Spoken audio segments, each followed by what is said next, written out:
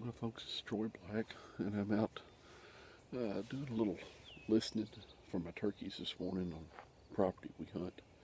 Gonna be taking my grandson and my son-in-law on Saturday morning, and this place was ate up with turkeys last weekend, and several longbeards on it, gobbling and carrying on. A few jakes, a bunch of hens, and that's one of the problems right now. They're henned up. One of the things I like about this time of year is it's warm, it's nice, it's comfortable outside. And I like coming out here and listening to them, just getting my bag chair out and putting it out and getting me a drink. And I'm just kind of sitting here listening this morning. I've owl hooted a little bit, stuff like that. I've got some gobbling back off behind me here, but they're on property that I can't hunt anyway. But a lot of times we call those birds off of that property onto this one. And we've got a couple of blinds set up. Well, we got three set up. Uh, just have to decide which one I'm going to go to Saturday morning. But bird gobbling there. But just really looking forward to seeing what's going to happen this weekend. One of the things that well, that bird was closer.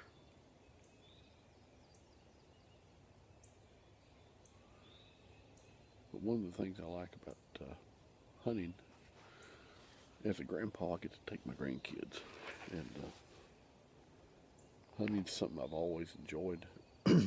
I used to tell everybody that I loved hunting, but God showed me real quick that I can't love hunting because it can't love me back. If I love hunting, then it's hard for me to love Him. So I enjoy hunting, and I love God. And I like passing on this tradition to my grandkids, but I also like passing on my faith to my grandkids and encouraging them to follow Christ and to live a life dedicated to God and His standards and His rules that He lays out for us in the Bible. And you know, I do encourage you when you pick up that Bible to understand the meaning of what you're reading. There's a lot of words in there, especially in the Old Testament, that you may not understand. Dig into them a little bit. Find out what words meant in the Hebrew and in the Greek. And you know that word don't change. Uh, Whatever was sin back then is sin now. And you may think, well, Jesus didn't live during this time. He don't know what we're going through. Jesus went through everything that we experience here. He faced everything that we face here. That bird is really hammering back here. But let me keep focused on what I'm doing. And you know, we've got a generation right now, several generations, I think, that really don't have a grasp on what the Bible truly means. That's why you see so many people going astray, so many people living lifestyles that are not what God would have them do.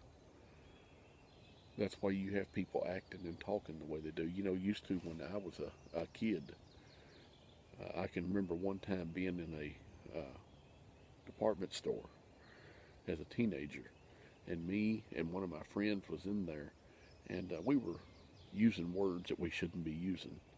And I remember there was a older lady there. Matter of fact, it was an older black lady, and she turned around and she got on to us and told us that we needed our mouths washed out with soap and that it wasn't appropriate. And nowadays you go somewhere and you sit somewhere and you just hear it like it's everyday language. You know, that's one of the things wrong with America is we've got away